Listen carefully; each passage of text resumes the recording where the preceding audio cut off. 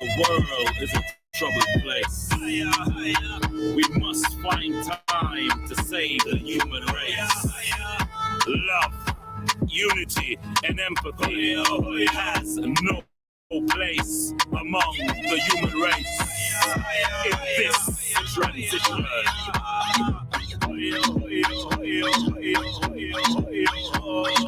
when we live in love and harmony and show respect with unity, only love can set us free to fight injustice wherever it be. Just said the hungry must be fed, but man can't live by only bread. We have the future in our hands. Let's take the trot to the promised land. Jamaica, Ethiopia, America, calling, Nyankopong, calling, Nyankopong, calling, Nyankopong, calling. From the middle of the graveyard to the center of the sea, our ancestors, are you and me? We are the great ones. From the beginning of time, we have the heart, the soul, the body, and the mind. Calling, Nyankopong, calling, Nyankopong, calling, Nyankopong, calling. United we stand, divided we fall. All for one and one for all. Some never know themselves until them back against the wall. Jamaica, Haiti, Nyankopong a call, calling, Nyankopong, calling, Nyankopong, calling, Nyankopong, calling, Nyankopong.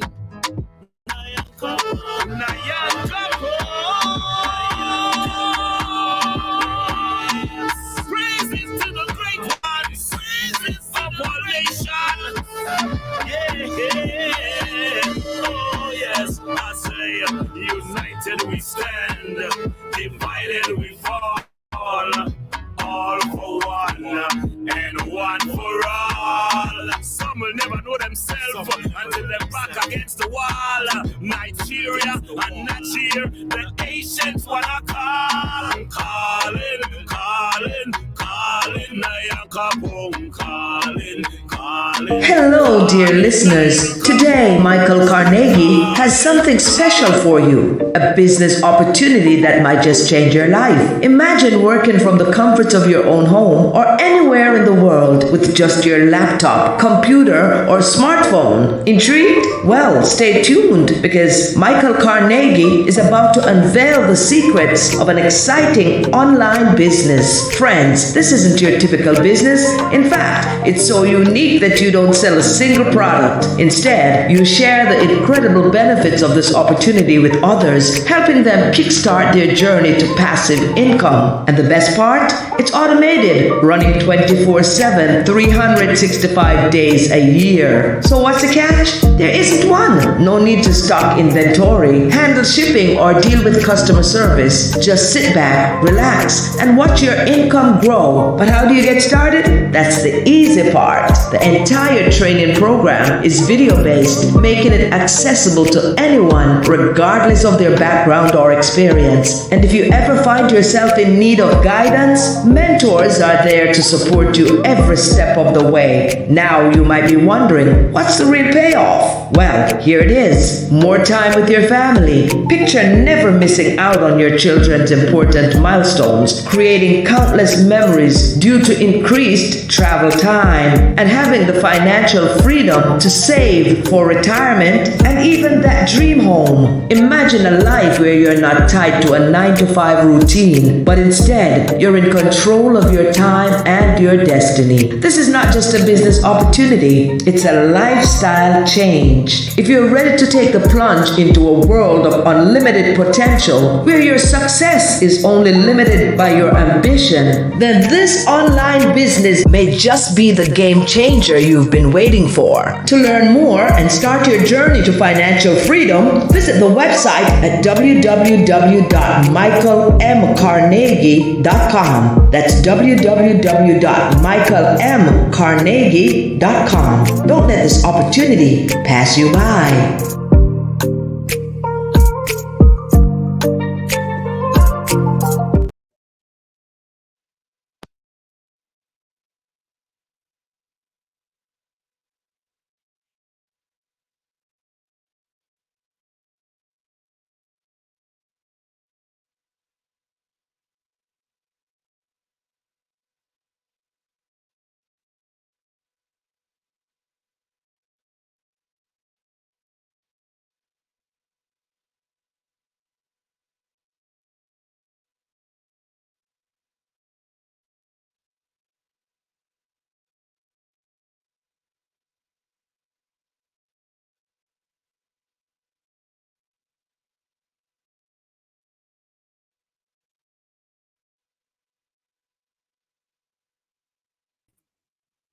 Testing 1, 2, 3.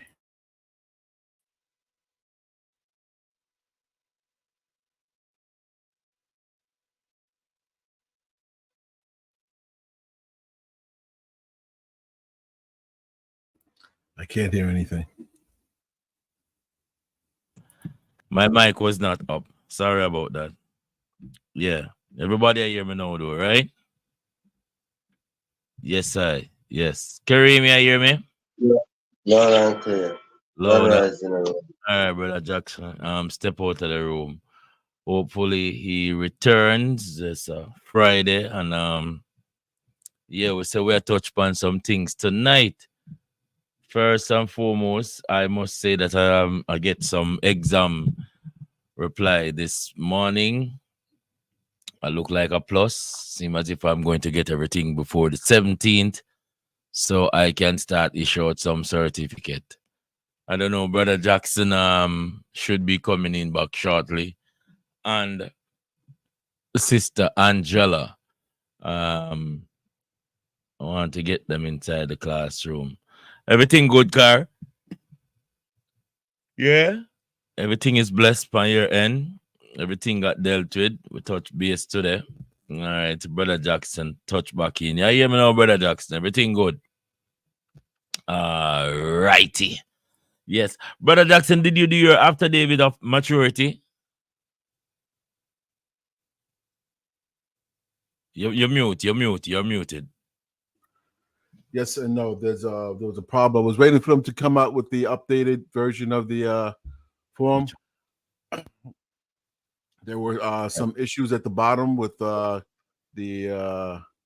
far as getting a witness of a chief and such. Oh. Remember that the age of majority is this is for your post office link, where you pull it out and send it to yourself via the post office. And then the other part of that is you put it on a platform for a certain amount of time to show that it has been after 7 days it become a public record. So I do my thing as I tell you through the post office, and the post office have a record. I keep that seal. As I show you yesterday, there has to be a little booklet where you have with most of these things put aside, because it's not if you want it to know, it's when you're going to need them. Yes. All right. Dr. Judith is on her way. Crystal is on her way back from our vacation. Yes, so that was a good little look. I don't think she may be in. Brother Taylor, as a roll call, Brother Taylor is getting some extra time on his job. And of course, Danny over by the UK. It's Friday, no, so I will tape what I have to tape, and then they can get back to the recordings if they seem fit. Today we're dealing with ambassadors. Yes, I know that. Grand Rising, Sister Judith. Grand Rising. Red Rising. Grand Rising. Yes. Today we're dealing with ambassadors, and we have some very interesting ambassadors. One of our very most prominent freedom fighter out there is His Excellency Marcus Messiah Garvey. And as you see the links that we have established with the Garvey family, we are working on giving him his Nyankopong documents so we can put his estate under Nyankopong. And we're also putting his estate under the Moorish temple. So, we're talking about ambassador. It's very good. It's a good thing. You are an ambassador already, but officially for Nyankopong, none of you here is ambassador.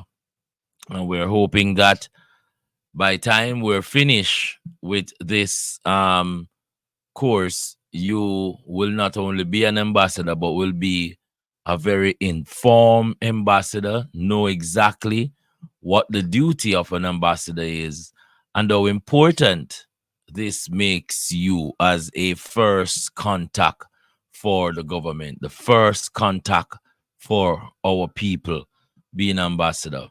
Now we have several governments here on planet Earth, and Nyankopong aims to be the difference, but it is still a government because it is governed by the people. But our initiative is that from a native point of view, we want to have that sort of inner standing with other governments, whether it be the Jamaican government, the Crown British government, the United States government. Anytime we as ambassador present, and this is a different kind of ambassadorship that I spoke about from the last one. We have the brand ambassador that just deals with getting the IDs.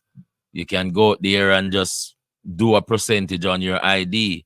And then you have the government ambassadors. These are the government ambassadors that work within the plan range of the government, share the ideas of the government, and want to represent their people from a governmental point of view.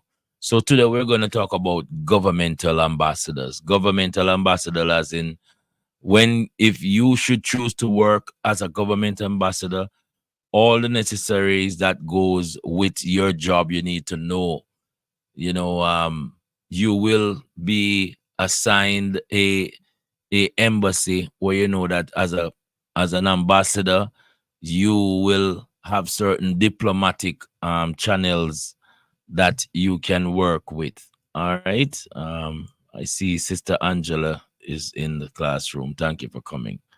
So as I'm saying, if you want to be a governmental part, you want to be a part of the government as an ambassador, today we're going to try to show you some of the ups and some of the challenges that goes with that department.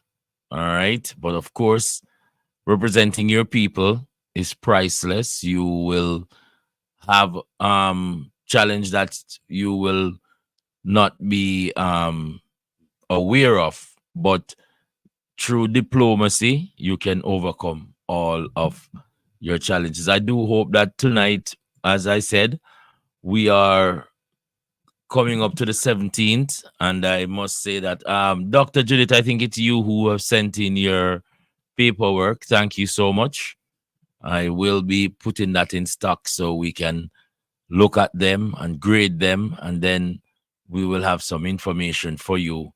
And then if you choose when you master your class that you have chosen to master, we will put that beside of your accreditation, your accomplishments through the class. All right. Any question? Okay. Okay, Chief, you said something yesterday about the about working Yes. with the exam as far as Yes. going through the answers and such. I would like to get all Yes. the correct answers and retype this and use it as a textbook and upload it to all my devices so I have it Yeah. always with me at all times because in Mhm. time uh, I will become more savvy with everything we do, and that will just be a foundation for me. And same thing for others. Anyone who could take that and just use it as a textbook or as a reference source to keep on you at all times and on your phone, your tablets, your laptops, computers, so that you always have that baseline of who we are and what we're doing.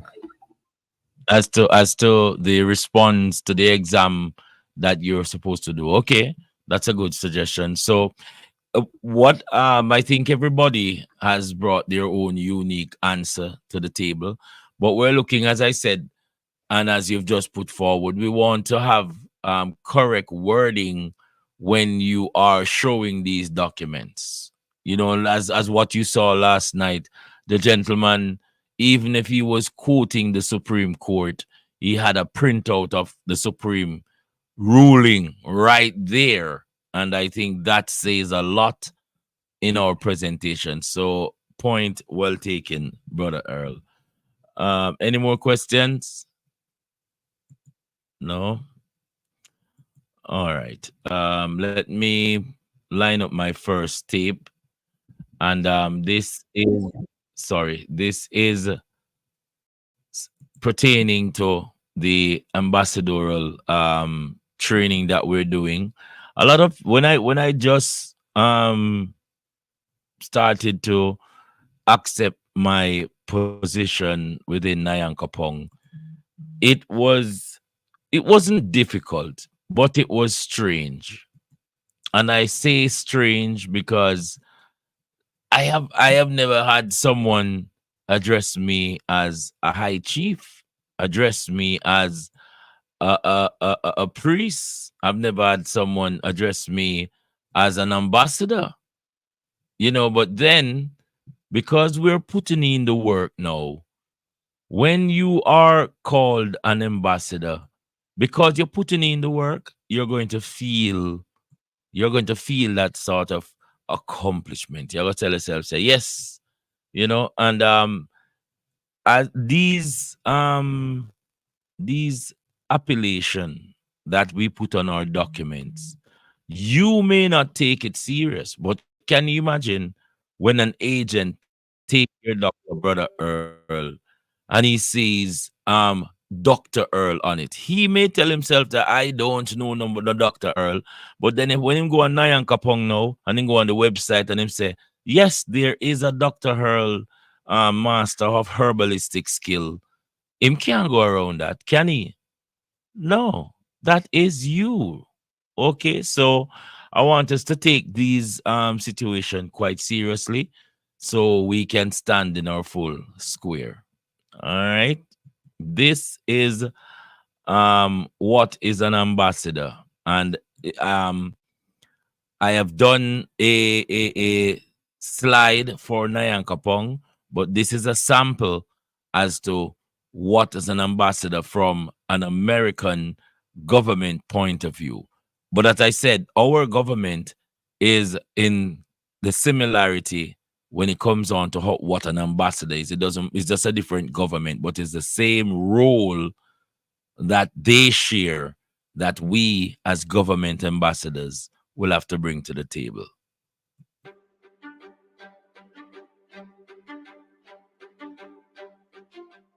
There's almost nothing to rival that formal process where you present your credentials to the host government. And there you are saying, the president has sent me to represent him to you. That leaves a lasting impression.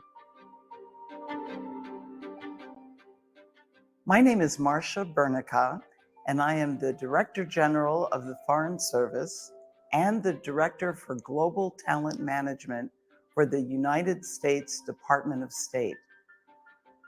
Among the many things that an ambassador is, one of our most important roles is to be the voice and the face of the United States in the country we are assigned to. Our value as diplomats in general, but especially as the ambassador, is that we not only translate the US and what our needs and desires and goals are to our host government, but we also are required to interpret what's going on in the host country back to the United States with the view of whether or not what's going on supports or threatens US interests. We do our homework before we go. So the better you understand the history of the country, as well as the current events. So you try to study as much as you can. Before I went out on my ambassadorships, I also reached out to every one of my predecessors who was alive and able to meet with me before I left to get their personal experience. You also want to meet with members of the diaspora as well. These could be people who immigrated weeks ago or a generation ago, who still maintain ties to their country. They are very invested in the relationship that the United States has with their country of origin. And many play a very important active role in American politics to help advance those interests.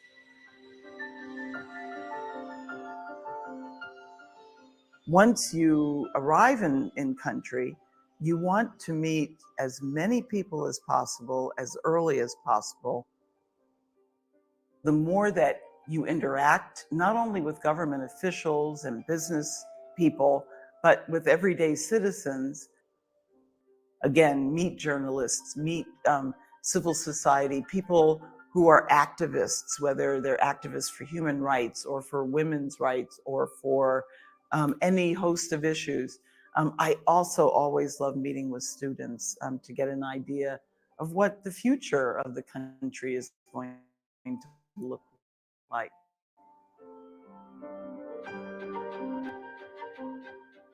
About 2/3 of the countries in the world today are still developing countries, and they depend on foreign assistance from the US and from other countries to help develop their people, help develop their industries, help develop their infrastructure. And so they look to, and in many cases, really prize the kinds of assistance that we can provide. The American ambassador is almost always sought out immediately and listened to very carefully, because we either are playing an outsized role in that country or we have the potential to. As a US ambassador, in fact, as a US diplomat, we're trained to be very careful about those things that we endorse. So for example, I've had people who would say, will you endorse my product, my beauty product, for example? It's like, no, we're not meant to advertise. And in fact, it's very much against our ethics rules to do that.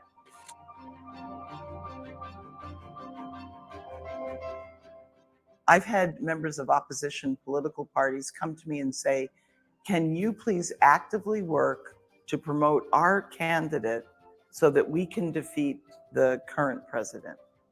And I've said to them that, one, we don't do that, but two, how do you think that would work?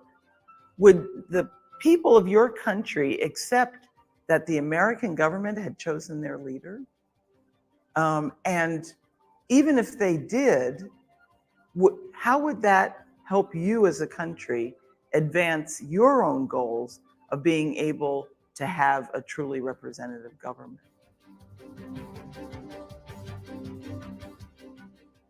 When we send back information to Washington, but the policymakers in Washington advise the president, who then decides on a policy, if we think that policy is not the right one, then the ambassador in particular has the responsibility to call back, talk to officials back here to say, you've got this piece wrong, or you've got this approach wrong. But we can't just say that. We have to be able to explain why. Because if you do this, From where we are sitting, from what we understand, it won't cause the reaction you want to happen. It'll cause something else to happen. If we can make that argument credibly, then we help change the policy. There are times when we cannot change people's minds, in which case our next responsibility is to say, when you implement this policy, this thing we don't want to happen is likely to happen. Here's how we can mitigate the damage.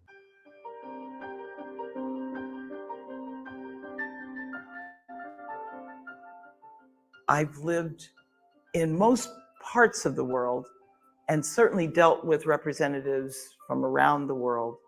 And the more I've seen and learned about people, the more I think we have much more in common as human beings than there are issues that divide us. And that the more we focus on making sure that we have an agreement on what we do agree on and what we do have in common, that gives us a good solid basis on which to talk about and resolve those things that we differ about.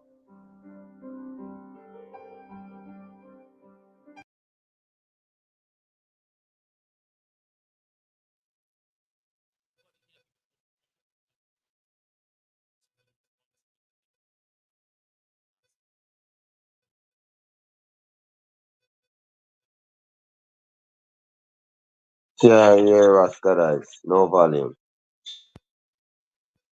Anyone can give me a feedback as to some of the responsibility of an ambassador you've just seen a while ago?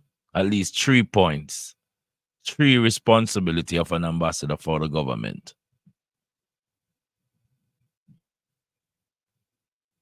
Anyone? You're the face of the government. You represent the government. No responsibility. Yes, you are the face of the government, but responsibility wise, what do you do for the government? Name at least 3 of the things that the government expects you to do. You represent the leadership of your organization or your country. Like she was sent there to represent the president. He chose her to represent, and that was one of her responsibilities. She have to represent the cultural value for people too. Absolutely. She has to think foremost of the diplomacy as an ambassador, because an ambassador, your diplomatic platform is what will put the country's concern at the forefront. I would say, like, for instance, Nyankopong have a flag, and as an ambassador, you have to fly your flag to represent your country. Now, when she says she represent the president, the man, yes, but the office of the president, we, as an ambassador, we don't see individuals, we see offices. We relate to offices, because when you become an ambassador now, know that you're out of the private, but you're private publicly as a servant. You get all of the protection of the government, aka the state. So it is not an individual position anymore. It's an office. That's why when you become a part of the government, you are actually the extension of the government. She said something that was very important too, about when you're as an ambassador. Brother Earl, you're an ambassador for Nyankopong, and you find that some other government official are ask you to endorse their government. Are you allowed to do that? Nope. No. Okay. She said that out clearly, because that would be the ambassador can cause conflict, because at all time your priority is to your government, but your diplomacy allow you to have intellectual connections with other governments. Yes, you can discuss trading, you can discuss infrastructure, but not on behalf of the only way you as an ambassador can negotiate with another government for their interest is when our government is sponsoring the project. So if say for instance Nyankopong is going to do a community center in New York City, yes, we talk to New York City, find out what the need of the community and everything, and then we move and do the job. That is how we do our diplomacy. We are not here to infringe on anyone's sovereignty, but we want them to respect our sovereignty. So as an ambassador, first and foremost, your cultural stand is very important. Your cultural stand is very important because being an ambassador is a job, and the job is to protect the integrity of the nation as a government. What we eat, how we talk, how we dress, how we love to prepare our meals, our old existence. Nyankopong. Laws and traditions also. Tradition, very, very much traditions. And as an ambassador, for instance, one of the perks as an ambassador for the government is that I'm having an event on the 17th here. And this gives me as a high priest slash a government official the right to display our craft and our culture. Because when someone's like, for instance, I am getting 100 of these Marcus Garvey brooches sent up. And these 100 brooches is my culture. This is our tradition. You know, we going to have blue drawers. We're going to have, you know, sweet potato cake. You know what I mean? We're going to have things that will display our culture. And then now, let me ask a question. Why is it important for us to showcase our culture as ambassadors? Anyone can answer that? Why is it History. important? History. Huh? It's our history. Yes, history, our story, should I say. And then while we have, say for instance, I have this Marcus Garvey brooch at the location, and someone comes, this brooch has my story about it. One time, the picture on it is of His Excellency that you know. The material that it was made from came from the place that they call Jamaica.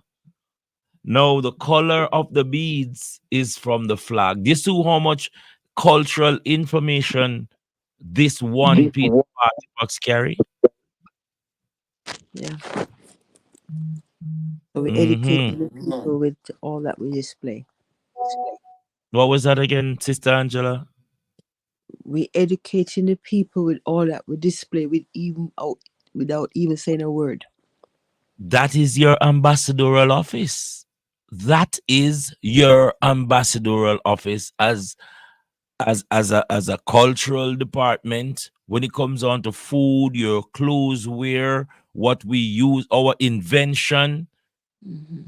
Our inventions are ours, so we create them, and as ambassadors, we are the one who will explain to brothers and sisters. When I put up the sign Nyankopong and they see Nyankopong as an ambassador, I must know what Nyankopong is. I must know the story, my story of Nyankopong, and I must say it even in the loudest noise. I must say it with confidence. Yeah. Because this is who I represent. I'm an ambassador right now. We're paving a way forward where we can honestly embrace our ancestors in the way that we feel comfortable, not how they tell us to embrace our ambassador. Yeah. All right. Any ambassador should be able to be dropped anywhere in the world and represent his nation to the fullest. Culture, laws, history, everything. so Mhm. that you're chosen because they had faith in you to do to do those jobs, and said we Yeah. could trust them completely, and we know that it will be done correctly. And Yes. wherever he or she is, we know that we're being represented properly. Yep. Yep. Yep. That is why this course there on a Friday we do ambassadorship, because um we are a emerging power, but we are an old emerging power. It's just that we did not have certain continuation. So now we're putting out some wiser, smarter, efficient, and very determined ambassadors. When our people go as ambassador, we must we must have some insight as to what we are doing, and then we are putting the government together where when the government is in fully operational mood from an administrative level, I think we're not going to have some of these challenges. But I'm happy that we're building from the ground up. Mhm. Okay, so ambassador. Any more questions? There is something I put in the group that I think we ought to touch on, seeing that we are an ambassador. That mood swing. Where is this thing? I think I go pluck it up in a while. It is some things that was dealing with differentiation as to the agents and so forth. I'm going to put it back inside the classroom. I don't want to stray from the ambassadorial part too much. As All you're right. talking about ambassador, I remember a couple of years I went to I was doing this tourism and business course. And Mm-hmm. a couple of years I went there, and when I see the Jamaican display, it was a disgrace Mm-hmm. comparing to which one is it, Barbados or one of them smaller islands. They have so much things Mm-hmm. displayed and could give to custom people who are walking around. When you go to the Jamaican store, nothing apart from paper, just paper written up with stuff on it, and they couldn't even talk to you proper. Mm-hmm. And these And were you adults. see the difference with the Jamaican government representing our culture is that's why they bring up out of many we are one, because it is so diverse to them, and they don't know the root of our cause, the root of our native brothers and sisters. So for them to put us on display, it's a bit awkward. It's awkward because money can buy culture. As much as you have people dressing up in junk, walk up and down, and our culture has become a monetary thing. Even the very carnival celebration, it is monetarized now, where it don't have any influence on our young people. So that's why I know that our ambassadorial thing that we're doing through Nyankopong, it is going to cause a stir. Yeah, yeah. Mm-hmm. As I mentioned about the carnival last year, when the carnival happened here, it passed the area where the bus garage I was working for, and I look at it and I said, Nyankopong could have a float, Mm. They could have a float in the carnival. Because when Uh, I look at the Jamaican float, you yeah. have all kind of nation following the Jamaican float. We Mm-hmm. could have a float right coming right behind the Jamaican float or before the Jamaican float. People want to know Those, as well. yeah, those creative genes as what we're seeing. It's in the near future, but what I don't want us to do is we don't want to yearn for inclusion that will look like a mockery like them, because they are just doing things out of doing things. We're trying to create back our story in the form. When I go to Grenada, right? The Grenadians in the carnival time, every single Grenadians have on aisle upon them and them war paint. And the thing why that is because the ancestors use this guerrilla warfare to beat the oppressors. Now, what is happening in Jamaica, places like Trinidad and Tobago now, are just pum straight them a deal with. Them Mm-hmm. not deal with a rebel, a revolution, depiction. If we go to the road with them a cutlass and machete, police out there gonna take it from us. So what is the essence? They are mocking our rebellion against a nasty corporation that is oppressing our people. And we as Nyankopong, we can't make, because of spoils and benefits, we sell out our heritage. We don't want an inclusion, sister. What we want is our liberation.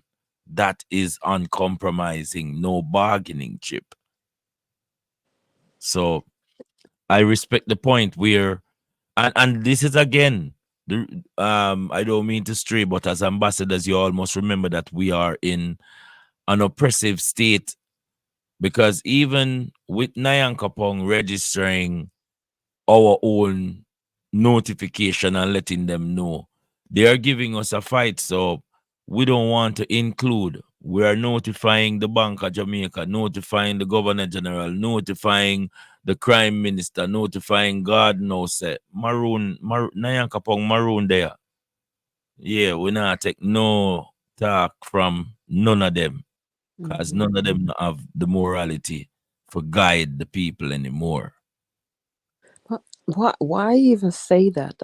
I watched the carnival procession and I saw a little group with just some, I don't know if these people were representing witchcraft or whatever. It is two ladies dressed up in some black and white, some massive hats, and going along with just a little float.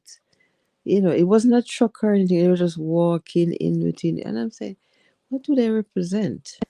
Once you pay your money, you can get a piece of the action, mama. Now you pay the money, you get a truck in it, but you're just a truck.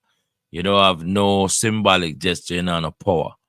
We'll But put up a flag, some flag, and we dancers on the float. ha, We ancestral dance on the float. And we music up with ancestral music. if we ever bust off a four-lead pon that, you know, the police lock you up one time because you can't do nothing like that. You can't sprinkle no oil, you can't bust two coconut and have some fire upon it. But anyway, our liberation as to who we are is in the making. And I have full confidence that we are on the right track. Yeah. I have a next tape that I want to play. Ambassador, a brief overview as to what our job is. Let me continue. Welcome to this e-learning video on the topic of ambassadors. An ambassador is a high-ranking diplomat who represents the interests of their country in another country. Ambassadors are typically based in the capital city of the country in which they are serving, and are responsible for a range of duties, including maintaining political, economic, and cultural relations between the two countries, negotiating treaties and agreements, and promoting the interests of their country. Ambassadors are typically appointed by their government and serve at the pleasure of the head of state. They are often experienced diplomats who have a deep understanding of international relations and the politics of the countries in which they serve. In addition to their official duties, ambassadors also play an important role in representing their country to the public. They often host cultural events, meet with local leaders and officials, and interact with the media in order to promote the interests of their country. Overall, ambassadors are an important part of the international diplomatic system and play a significant role in shaping international relations and global politics. Thank you for watching this e-learning video on the topic of ambassadors. I hope you have a better understanding of what ambassadors are and their role in international relations and global politics. Yes. Try to pack you up as much as possible with the knowledge of the ambassadorial position that you may be thinking about. It is possible with Nyankopong, and you heard it.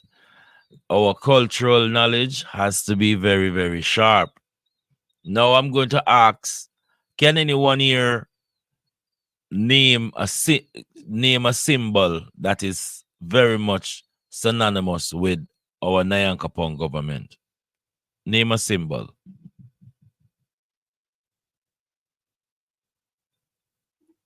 The horn. The abeng. Yeah. Yes, that is synonymous with our government, our abeng. Also, as an ambassador, you have to know the color of our people. The color of our flag must be a part of your remembrance, where you can recall it immediately. Thirdly, as Nyankopong, everybody have to know what Nyankopong means. Everybody has to know what Nyankopong means, because Nyankopong, that is our key word. All right, that word will be very important for us. Can anybody name 3 famous ambassador for Nyankopong, the Maroon? Can anybody name those? Give me 3 names, 3 ambassador names that is prominent when it comes on to Nyankopong.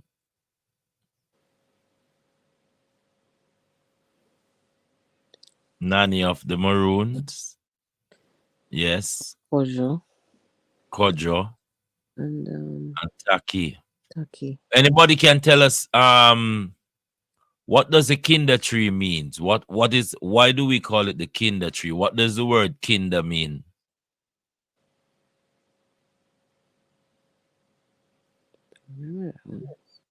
Family. Kinder. Kind. Your kin. Well, you never yet watch a Western movie and them say, what is your kin, boy? Who your next of kin be? Kinder tree. All right. We have to. Who would find that tree? Huh? Who would find that tree? How do you find that tree? It is not a Where? tree, it's a place. Okay. But we usually, just like how we meet up under the guango tree, mama. The guango tree, our meeting tree for we, you know. A cotton You tree. know what I mean? The cedar tree also we meet under this, so you know. So we have the kinder tree, but the kinder tree is a kinder tree is up in a Kongpong town where them use every 6th of January to remind them of the ancestral family ties that is there for our people, you know. And I want to say this to our brothers and sisters, that you see, because our story is so relevant, you're going to find a lot of people who don't have the inside details telling our story. But we need to remove ourselves from that. I'm urging all Nyankopong brothers and sisters, learn from the root. Don't go out there go read books that have fabricated lies about our story. It's like all in times, it's like Sister Angela go down with you, and she could have go write a Rosal lesson, because our story is so deep, where even Annie Palmer with the skin changer is our story. You know, we must go into the community and talk to our elders so they can tell us about ourselves. You know, because our people are so powerful, a lot of people have fabricated lies out there that is spreading on our people, and we are not getting a chance to correct that lie that is being told. All right. So I wanted to just throw that in. Any question? I have one more piece I'm going to play. One more piece that is very important to us. How to be a diplomat. Now, a lot of you, when you become ambassadors, you know, as I said, it comes with diplomacy. It comes with diplomacy. And I don't mean say diplomacy where we can't chat to people and we're gonna go on like we're better off than anyone. But it puts you, your appellation puts you at a point where I went to do some transaction with Western Union the other day. And when I went to do the transaction at Western Union, and the lady looked at my ID and she said, "Diplomat?" And I said, "Yes." Seriously, I said, "Yes, diplomat." Because it is not because my diplomacy don't come through a political gratification. My diplomacy come through the work that I've done. And when I hand her my documents, she can't summarize it in a minute if I'm a diplomat or not, because she don't know the kind of work that I put in. But because I stand predominant in front of them and claim my diplomacy, yes. But let me bring it. This is some of the responsibility as a diplomat and how of the protection that you get as a diplomat. And I see diplomat Crystal just come on board. Grand Rising, Grand Rising, diplomat. Yes, yes. You see it? She's down there. When you come back to the airport, I want to exercise the diplomacy here for the fun of it. Exercise it. Pop out your card and see how they will respond to you. You know, especially when you're coming into the foreign country. Yes, let them know that, hey, first and foremost, I'm a national. I'm a national, a diplomat. I am the owner of my estate. I'm an ambassador. I'm with a government. And no matter, hey, less than 7 people can start a government. My teacher know that already. So I don't know, one bag of people running behind people make a bit of government. It is you with your confidence. With your confidence. As an ambassador, we have to know about our country, our government. So true, so true. If you are representing Nyankopong, you have to know about Nyankopong. If you are representing the Nyankopong Maroons, and when Officer Nibbles pull you over and say, I've never heard about the Maroons. Who exactly are they? You have to stand up and say, listen, me, in 1738, there was a rebellion that spilled over into a revolution that caused the British to surrender. The minute you're going to put it like that to him, he then get offended and say you talk bullshit, or him accept it because this is truth. This is not a fairy tale. This is not we making up. And there is a woman named Nanny, right, people? Yeah. Yes. There is a place in Jamaica called Akong Town with the treaty, with the surrender sign. Yes. Mm-hmm. So me no know this it not sound true to your officer. Go www. Nyankopong Maroon government. If that not good for your officer, go up on Jamaica.com history of the Maroons. Go you do some homework and do it respectfully. Mm-hmm. All right. We are not asking who we are. We know who we are. Now, this tape is as I said, how to become a diplomat. Hey travelers, welcome to a new video. If you're new, hey travelers, welcome to a new video. If you're new here, welcome, and if you're returning, welcome back. My name is Chelsea, and I'm super passionate about helping underrepresented groups find travel career opportunities in international affairs and to travel boldly with confidence. In today's video, I will be talking about how do you become a U.S. diplomat. But before we begin, make sure you smash the like button and smash the subscribe button if you would like to see more content like this. All right, y'all, let's get started.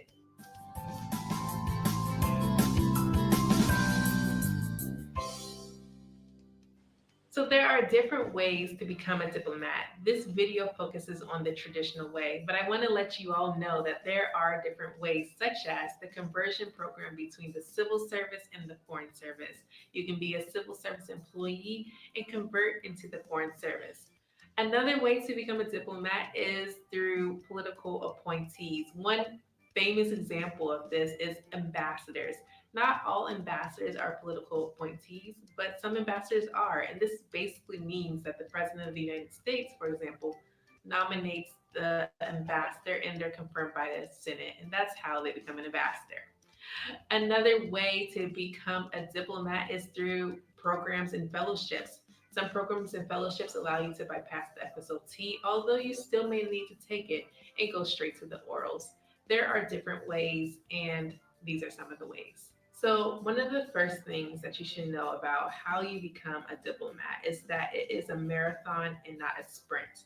So, from the moment you start your application, it is something that you will be very busy at certain times. There will be things that you need to respond to, but other times there could be a lull. There's sometimes radio silence where you might not hear things for months. And sometimes you might not be successful on the first attempt. Sometimes you might have to take many more attempts in order to become a diplomat, but that's all right. And just know that it is a marathon and not a sprint. So, what are the eligibility requirements in order to become a Foreign Service Officer? Well, you have to be a U.S. citizen who is at least 20 years old. Some other common questions are, do you need to know other languages besides English to become a Foreign Service Officer? And the answer is no, but it never hurts to know more than one language. Another common question is, do you need to have a bachelor's degree or master's degree to be a Foreign Service Officer? And again, the answer is no, but there are many diplomats, foreign service officers who have bachelor's degrees or advanced degrees, and these degrees are in a wide variety of academic specializations. For official guidance on the eligibility requirements, make sure you check the link in the description box below. So what are some ways that you can prepare? Well, number one, read a ton. Read books on a variety of different topics and also read newspaper articles. Newspaper articles are really great in the sense that not only can you learn about current events, but you can also learn about historical events as well. And so just read a ton and be curious. The second thing that I would say is just to have fun. Like just have fun. Have a lot of hobbies, have a lot of interests, have a lot of things that you like to do. Because one thing about diplomacy is that it is a people business.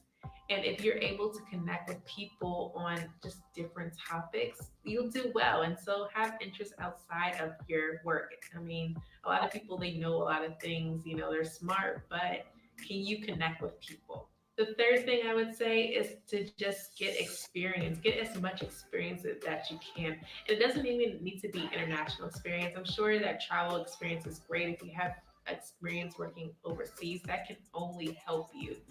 But if you have experience in the US, that counts too. And I've also met people, I've also met foreign service officers whose first tour is like their first time outside of the country. The fourth thing is to work on the 13 dimensions. The 13 dimensions are dimensions that the State Department outlines. They're like characteristics that all diplomats should have. And so I will drop a link in the description box below about these 13 dimensions. Be sure to check them out. The fifth thing I would say is to just live a clean life financially, and especially the things that you'd like to do outside of work on the weekend. Remember that you represent your country 24/7, and this begins even before you become a diplomat. And so live a clean life. Yes, have fun, but just be cautious about some of the things that you decide to do. This will help make your clearance process a lot easier. The next thing that I would like to tell you all is that if you are a college student, be sure to check out the video that I did about college courses to consider if you are an aspiring diplomat, and I link it right here. And another thing that you can do to prepare for a career in the Foreign Service is to learn more about your career track and to learn more about diplomacy. And there are several ways that you can do this. One of the first ways that you can do this is go straight to the official source. Careers.state.gov has tons of information that can be useful if you are interested in this career. Another thing that you can do is speak to a diplomat in resident. I have made a video about a diplomat in resident, and I will link it to this video here. And the third thing is to read biographies about diplomats and also read blogs about diplomats.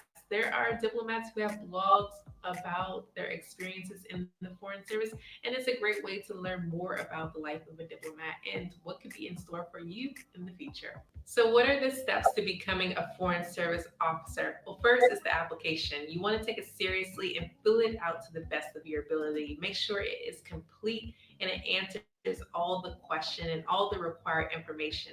And as of January 2020, you are required to put in your personal narratives as well. And for more information, if you have any questions about the personal narratives or the application, be sure to contact a diplomat in residence. The second step is the FSOT. I have already made a video about the FSOT. Be sure to check it out here. So if you pass the FSOT, then your essay and your personal narratives are reviewed by a panel. And if the panel deems your essay and your personal narratives successful, as in you meet the criteria, then you will move on or you are invited to the oral assessment, the FSOA, also known as the orals. And for more information about what exactly this means, like how do you get to the next step, be sure to check out the official guidance. As for the orals, for me at least, it was a long day. It was in Washington, D.C. You arrive very early in the morning and you don't leave into the afternoon. And for the orals, it's broken down into three parts. You have your group assessment, you have your structured interview, and you have your case management. And just know that anybody can pass that day. You don't have to be mean to anybody. Everybody can pass. In fact, it's an exercise of working with other people, working with your colleagues, and so it just prepares you for the future. For official guidance on the FSOA or the orals, be sure to check out the link in the description box below. The next step after the orals, if you successfully complete that step, is the clearance process. And so you go for your medical, your security, and your suitability clearances. And for more information, of course, I put the official guidance in the description box below. And then the last step is that you're on the register and then you're ranked by career track. And once you get off the register, you are invited into 8100 into training and you become a Foreign Service officer. If you are a fellow, some of these steps may go in different orders, and some of the steps like the register do not apply. So be sure to check out the fellowship's website for more information. All right, Trav. All right. Just a bit of insight there.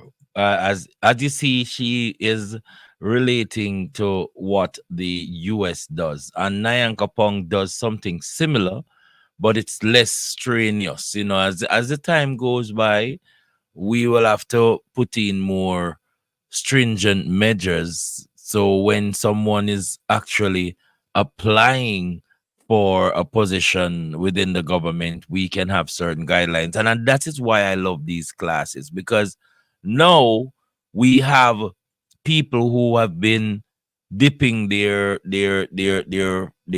thought process into these kind of situation. I think that we as a government, we want to definitely provide the service, but we want at the end of the day to have a service where it is workable. So that is why we put out some of these things, and all classes are unique in their own way, shape, and form. And I think that is where we stand a chance to actually learn as we go along to do a better job. Any question? Seems as if everybody is it's Friday, and they will rewatch it. If you're watching the tape, please, we're asking you, and you do not understand something, please reach out to us so we can level with you and let you get on board in a much better way. As I said before, tomorrow, 2:00, we will do our classes, and we can, any question you want to ask. I love how the class is going, where brothers and sisters are very knowledgeable of what we're teaching. It's not, you're not curious anymore. No, you are knowledgeable as to the work that is being done. So I think we're going to get some work. Evelyn Barringer, who is that? I don't know Evelyn Barringer. I see some new people inside of my showcase with YouTube. As I said before, on YouTube, you're taking in the lessons, but remember, we are doing a score sheet where we are marking your test sheet them. If you have not done that, if you have just been scooping out on the outside on the YouTube, please give me a call so we can set the thing right and you can get your accreditation as far as attending the class. But some of you have not even enrolled, sign up your enrollment paper, and these things are formal things that we have to do. So when people really moving ahead, this is going to benefit most of our brothers and sisters financially, because I can tell you, for one, with what you have learned right now, the first incentive you have is that you don't pay tax. You know what I mean? You know that you're getting an incentive. The second incentive is that when you go to certain places to shop with your ID, we have taught you how to get your exemption back. We're heading into allowing you to discharge your own debts. And as I've said before, I need all of my brothers and sisters to approach this on a serious level. If you don't liberate yourself, it don't make sense you come to the class, because you have to liberate yourself.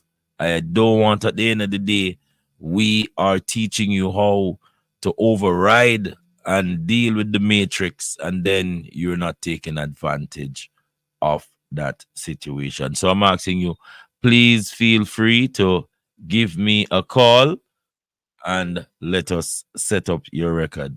Sister Angela, your mic open. You gonna say anything? Not hearing you. Not hearing you. Brother Earl, anything? Brother Kareem? Not at the moment, Chief. I will have some things for you. We'll talk. I'll contact you. Yeah, just give me a call off there, man. Sister Angela, I think Sister Angela is gonna give me a call off there too. As I said, brothers and sisters, next week, because I have June 19th coming up. Tomorrow we are launching the Marcus Garvey celebration of life officially tomorrow inside here in Fort Wayne, Indiana. I will be broadcasting live and sending that out to the galaxy. So that is a plus for us. I need you inside the class here. If there's anything pertaining to a presentation to Marcus Garvey, if you feel inclined, please reach out to me, because this is not a me thing, it's a we thing.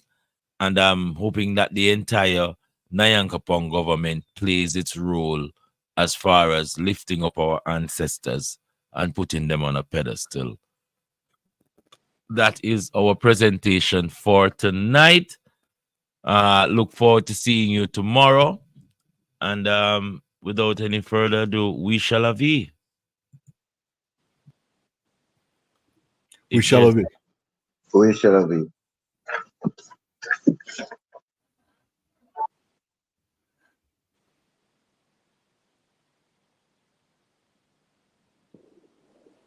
To save the human race. Love, unity, and empathy has no place among the human race. In this transition,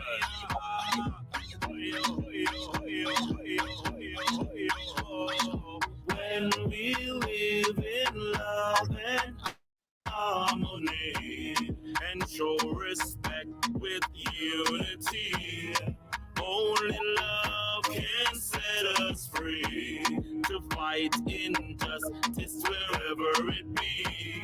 Just said the hungry must be fed, but man can't live by only bread. We have the future in our hands. Let's take the trot to the promised land. Jamaica, Ethiopia, America, calling,